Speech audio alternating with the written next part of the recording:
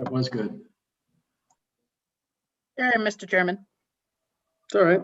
It's our fault. So tell us about this fiscal note.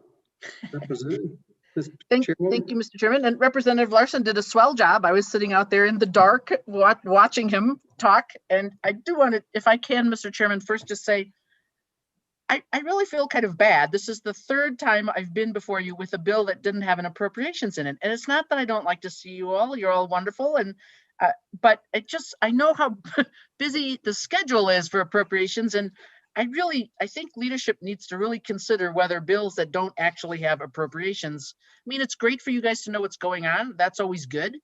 But I feel bad about taking up your lunchtime. Anyway, Mr. Chairman. So Representative Larson did a super job of describing how this works, more or less. I have a really nice little picture thing that I can send around if people really want to. But the gist of it is, yes.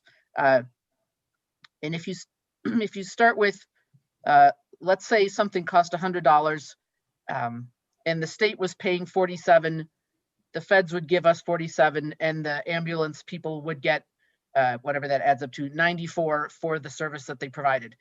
These programs, and we have, as Chairman Larson or Mr. Representative Larson said, we've got a hospital one, we've got a nursing home one.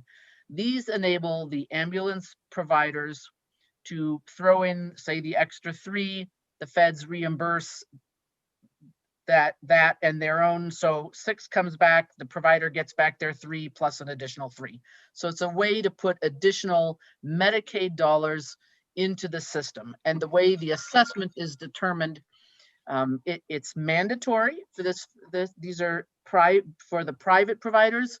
Public providers, the bill just touches on them at the end. They do it by an intergovernmental transfer, which is a different thing, but they would be able to throw in as well and get the same result. And right now you were asking, Mr. Chairman, about, the discussion of the average kind of income that these people get. And let me just find so Medicaid, according to the ambulance folks that were on this morning, Medicaid pays an average of $298 per call. And it costs them, say, around $1,500 or something. And let me just point out, this is not air ambulance. No airplanes at all involved in the creation of this bill. So this would just enable them to collect some more, and the assessment is based on sort of a proportion of net revenues to the whole pie. So, you look at what the payment, so if you look at the fiscal note, it's not a lot of money, but the system is kind of poor anyway. It would be about an additional $1,500 from the feds that would go into the system. The assessment is what would be matched. And so then it's divvied out among the total providers. There are roughly 68 providers in total in the state. Like 12 of them are private providers. The other 56 are public in some way, county or that kind of thing. So it would end up being around $22,000 benefit to each provider in a year. But at the levels at which they're operating, that would be a big help. We did hear this morning about how the provider up in Newcastle is going out of business. The provider in Sweetwater County has just gone out of business, and the county is trying to figure out how they're going to have ambulance service. And we heard from Washakie County, and they are closing theirs. It'll be taken over by Cody Hospital. So it's, and I can answer questions more. I mean, we went on for like practically 2 hours this morning, and I hope you don't want to do that, Mr. Chairman. But all the bill authorizes is to authorize the assessment.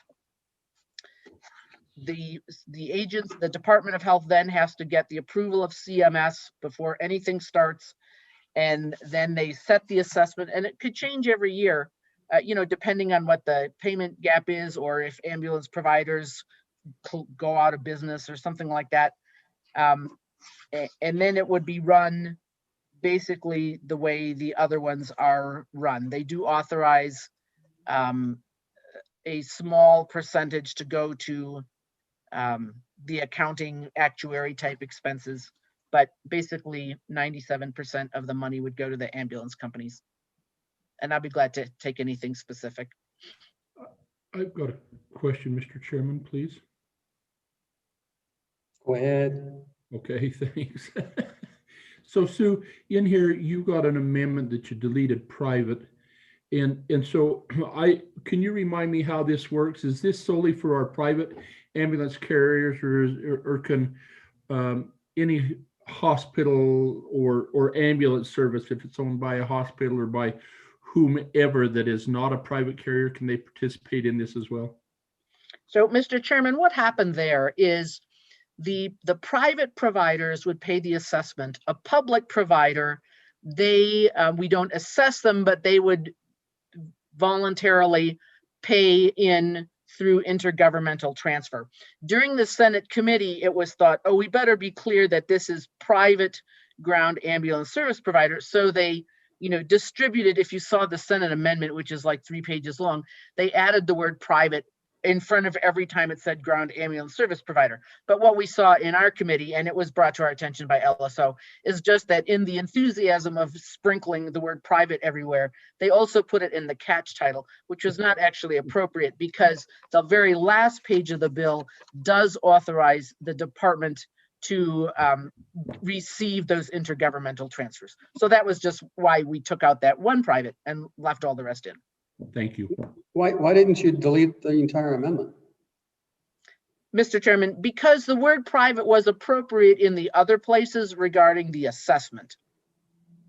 So I don't think you've answered my question, Sue, and that is, can the private providers and even the public ones, can they or they're likely to increase their fees in order to come up with the 1.4, their contribution to the assessment? Mr. Chairman, let's see, there's a definition for net patient revenue. Hang on, let me just look. It's based on amounts received. So, Mr. Chairman, I would suggest, seeing as the Medicaid, this is my hypothesis. The Medicaid fee is set, the Medicare fee is set, the amount that Blue Cross or whomever pays is probably set. So for them to just raise their fee is probably not going to actually impact the amount that they receive, because it's based on the receipts, not the charges. They can come up with the money from somewhere. And I'm sorry, Mr. Chairman, I didn't understand that question. So who pays the ground ambulance provider assessment account? Who puts in the 1.5? Where does the 1.5 come from that's matching the federal funds? Mr. Chairman, that is where, so the assessment would go to all the private providers and they will pay it, but they will get it back double afterwards. Yeah, but that doesn't mean they're not going to raise their fees just because they get more back. That's my point. Mr. Chairman, I understand that, but my suggestion would be they may raise their fee, but that doesn't mean they're going to collect anymore. I've had numerous run-ins with the ambulance services, so I'm very suspicious of them. Mr. Chairman, you come from a different sector of the economy than I do. You will be glad to know there is a good thing of this. My then Senate co-chair from during the interim put in a requirement that the providers, to be eligible, they must accept Medicaid payment, Medicare payment, workers' comp payment, and be network providers for all insurers who have at least a 20% share. So the local and large ambulance service has just, I don't want to say bended the knee, but in any case is now an in-network provider for Blue Cross Blue Shield, which will make a lot of people happy. So there was a time where Quentin got picked up by the ambulance about once a week. And they'd send me these release forms that made me waive my, that I'd have to be personally responsible, even though I had Medicare and insurance and all that kind of stuff. And then I don't fill out the forms and they're mad at me. So I'm mad at them back. Wow. Go ahead, Chairman, I have no answer to that. Representative Stitt. Mr. Chairman, Madam Chairman, I think I know the answer, but I just wanted to make sure that the federal government, specifically the Center for Medicaid and Medicare Services, CMS, thinks all this is okay. Mr. Chairman, and so that's an interesting question, Representative Stith. And certainly, and Representative Larson was there with me some years back when I was on labor before, and we brought these in. And I admit the initial discussion was kind of challenging because we thought this sounded a bit like some sort of pyramid scheme or something like that. The fact is, though, that CMS authorizes this. It's in, I actually last year or 2 years ago spent some painful time reading like the Federal Register or wherever they have all those horrible things. It's authorized. The money is available. The Medicare has identified this is the upper payment limit, and so you know what the gap is.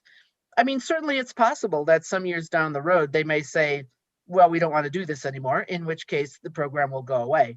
But for the time being, it's a program that exists in many other states. We've got, as I say, a hospital and a nursing home program. And if we can take advantage of the federal program, as long as it exists, I think all the better for especially the rural folks. This is the kind of service where you have high fixed costs to buy and staff ambulances, which if all the people are healthy, are maybe not used for many days in a row. And so you've got these fixed costs that are sitting out there. And keeping in mind that unlike, say, the fire department, which is funded and the firemen are there whether there's fires or not, and their payment doesn't change, the EMS, they only get paid for a transport. So if they go, say, to a nursing home because a patient has fallen and they need 2 herky EMTs to lift the lady back into the bed, they don't get paid for that. If the patient says, yeah, I passed out at the supermarket, but I don't want to go in, they can't bill for that either. So it's the way the payment structure for the EMS system is not really a good system. But that's not what we're dealing with in this bill right now. We're just kind of dealing with what we can for the time being, Mr. Chairman. Okay, any further questions? Any public comment? Motion do pass. Second. Ryan, do we have anyone else in the, it doesn't look like it. Moved by Representative Larson, seconded by Representative Walters for do pass. Roll call.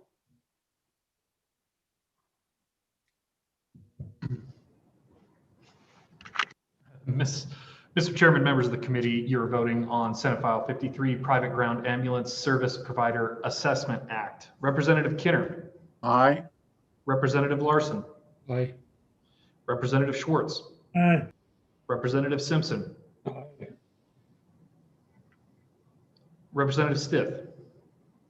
Aye. Representative Walters. Aye. And Chairman Nicholas. Aye. 7-0, Mr. Chairman.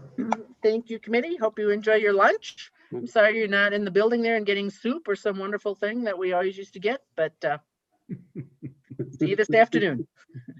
Anything else we need to worry about for this afternoon, committee? No.